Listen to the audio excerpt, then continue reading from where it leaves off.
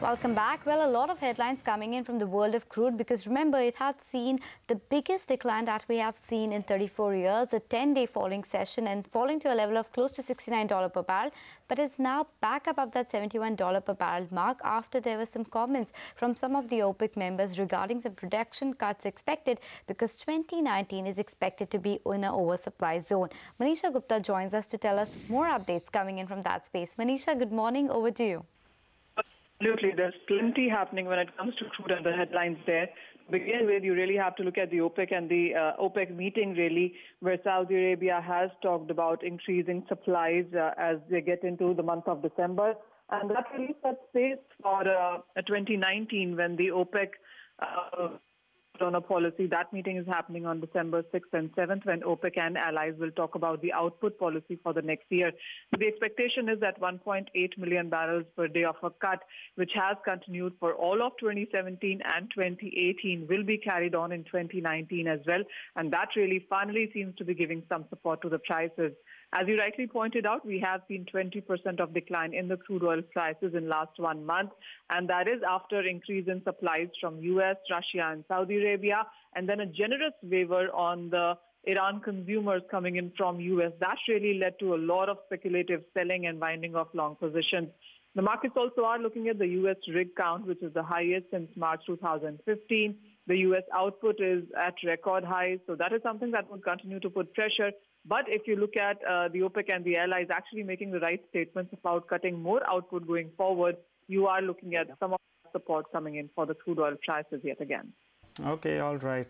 Thanks so much for that, Manisha. Well, let's move on then. Mangalam joins us back again to tell us what's going on in the derivatives market. Well, Mangalam, it's looking quite bullish, at least from the FI's point of view. They're going long, writing puts and buying calls, isn't it? Absolutely. All that you said took place on Friday's trading session, irrespective of where the Nifty ended. Because, you know, even in the cash markets, we saw an inflow coming in from the FIs to the tune of around 614 crores. It was negated a little bit by DII selling, but net-net, there was an inflow of 300-odd crores in our markets, in the cash market. The intraday indicator that we have is the Nifty futures premium that more than doubled on Friday's trading session in an otherwise, you know, volatile session. So the futures premium is now closer to that 40-point mark.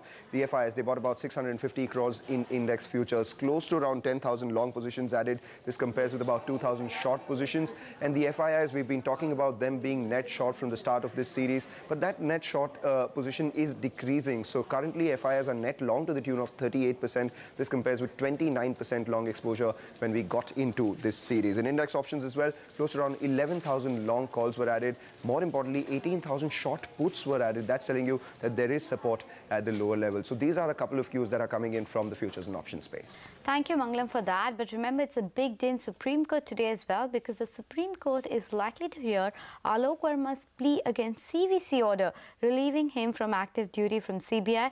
Ashmit Kumar is here with more details. Ashmit, good morning. Over to you. Indeed, a critical day in the apex court. The Supreme Court will be hearing Alok Verma's petition whereby he's challenged being relieved of active duty. Now, keep in mind the context of this entire dispute. Number one and number two at the CBI, Alok Verma as well as Rakesh Asthana had traded charges of bribery against each other, which led to a CVC order being passed that relieved both of them of active duty. Now, all of these raise questions about the legality of this exercise, of where, how and when they can be removed and whether or not the CVC enjoyed the powers of relieving them of active duty. Following that, Alok Verma as well as a PIL had been filed in the apex court.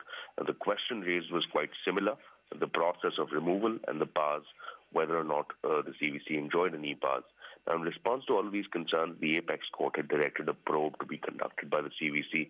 The catch being that the CVC probe would then have to be supervised by retired Supreme Court Judge Justice A.K. Patnaik. Now, the window that was given was a very brief window. The window expires today. What we understand is that the report of that CVC-led investigation into Alok Verma will be submitted today, and subsequently the apex court will decide on whether or not to reinstate Alok Verma. So clearly, a critical day as far as the battle between the CBI is concerned. Back to you. Okay, all right.